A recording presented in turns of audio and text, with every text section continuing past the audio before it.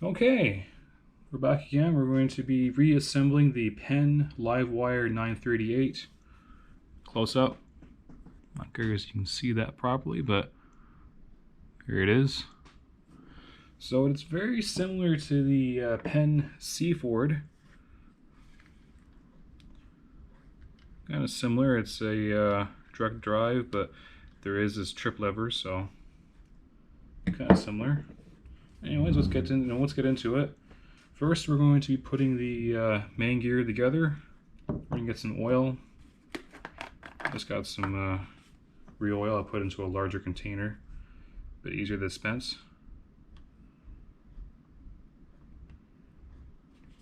Okay, I'm going to put that gear in there, and there's those little notches. Those notches line up with a little pin inside. I'm going to show you this unique feature of this reel later on. Okay, just like that.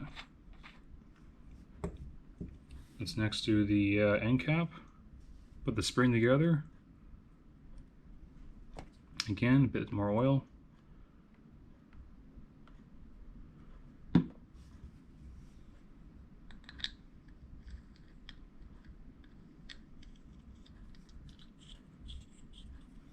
Okay, that's that.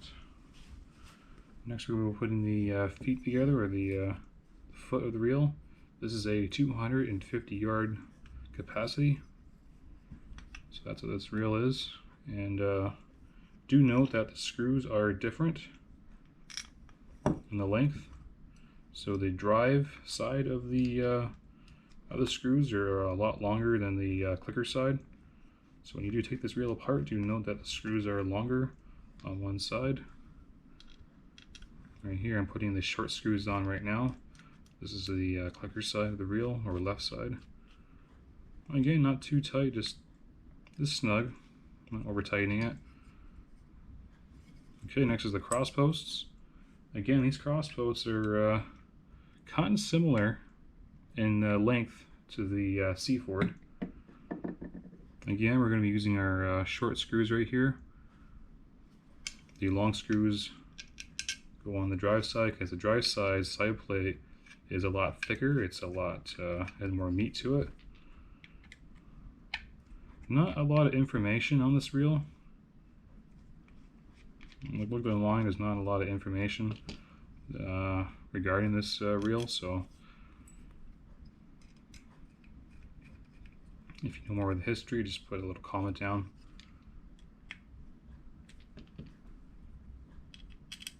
I'm assuming this is going to be mid-30s maybe, or late 30s. It's almost the same age as that Seaford because it has that flat clicker to it.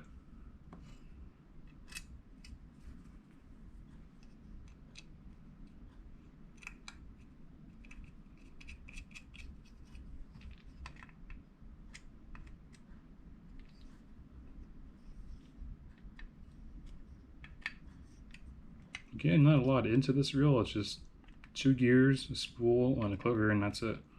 That's all it's on this reel. So next we're going to be lubricating the threads a bit.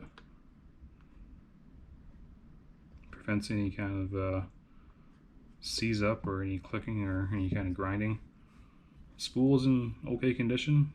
I believe this is nickel, or I'm not sure this is chrome spool, but I do know that's that. This is the pinion gear made out of brass. It is very short compared to the standard Penn 85 or other gears, kind of like the Penn Bayhead or Bridge City reel I did earlier in the other videos. The pinion gear is much larger. This is a short. Make sure the teeth face towards the spool. There's a little flat spot that corresponds with that, so you can kind of see that grabs that. Okay, we got that. A bit more oil on the teeth, or gear teeth, if you want to call it that. This oil doesn't gum up too much, so it's okay to put a little extra. So you kind of see that. Slide the two together. We're going to line the 2 holes up, or all the holes, excuse me. Now for the long screws, you can see here, that. This is the short screw, and this is the long screw. You can kind of see they're significantly different lengths. I'm not sure why Penn made the real one side thicker than the other. They could have made it the same length or the same thickness, but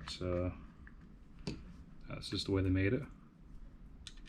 Very interesting reel. It's not like your conventional reel. I think the what's that reel called again?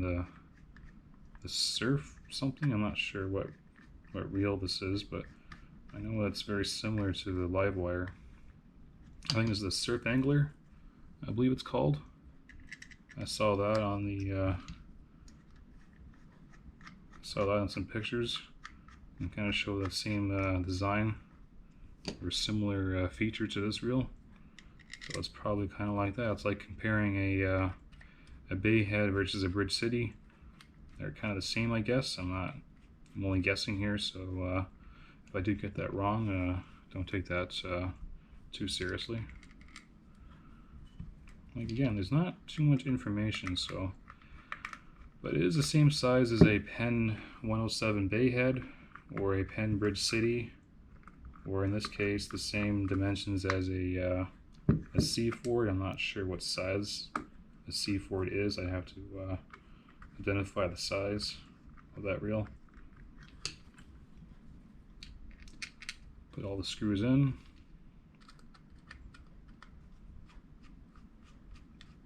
Again, not tight, just snug.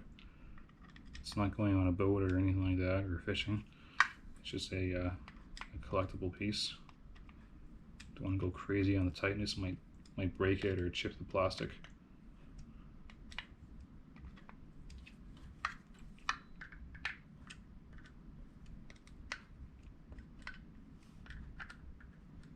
Okay, a bit more oil in the threads again. Probably wondering, going a little excessive on the oil, but again, this oil doesn't gum up.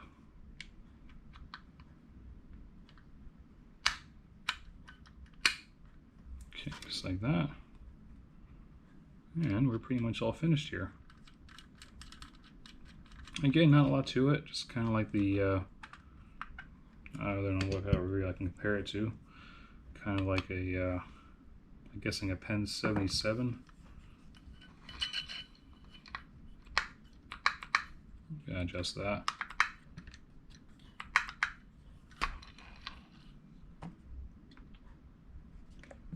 Okay, pretty much all done oiling. That handle's free. I'm going to show this unique feature here. So what you do is to, this is in drive, right? You're driving, you're reeling it in. To open to free spool, you lift the handle up until you hear a click, and watch this. That's free spool. To engage, you just simply push and you're back in gear again. So it's kind of like a push-pull thing. So the gear is out of mesh when free spool and in mesh when in gear. Meanwhile, this reel is not like that. It has a trip lever. So you basically put that in free spool and you can cast your reel, and you put that and it's back